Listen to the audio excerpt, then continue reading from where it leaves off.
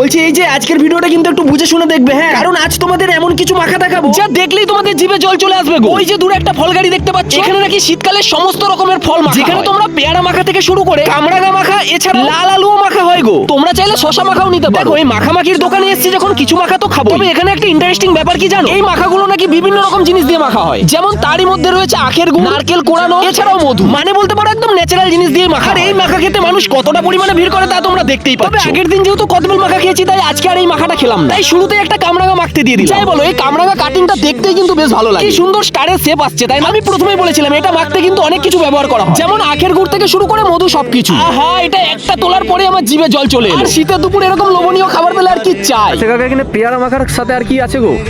পেয়ারা মিক্সচার পাওয়া যাবে, হ্যাঁ, কয়েক মিক্সচার পাওয়া যাবে, কয়েত মিক্সচার, কামরাঙা মিক্সচার, শসা মিক্সচার, গুড় আলু মিক্সচার। গুড় আলুটা কি একটু দেখাও। বাপরে, এটা এখন মাখা করছো? আর প্লেট কত? 20 টাকা প্লেট। মানে যা নেবে মোটামুটি সব 20, কামরাঙা মাখাও 20। কামরাঙা 20। তারাও এখানের মিষ্টি আলুটাও একটু মাখতে দিই। যদিও এখানের মিষ্টি আলুটা আগে থেকে সেদ্ধ করা থাকে, আর এটার মধ্যে নারকেল কোড়ানোটা দেওয়ার পরে দেখতে কত সুন্দর লাগছে, তাই না? সত্যি প্রত্যেকটা মাখা কিন্তু তোমাদেরকে আকর্ষণ করবে। তবে আমার সাজেশন, তোমরা এখানে কামরাঙা মাখাটা অবশ্যই ট্রাই করো। বলি এই কাকাকে তোমরা কোথায় পাবে? রোজ সকাল থেকে এই কাকা বিষ্ণুপুর পোড়ামাটির হাটেই বসে, খুঁজে পেতে কারোর কোনো অসুবিধা হবেই না।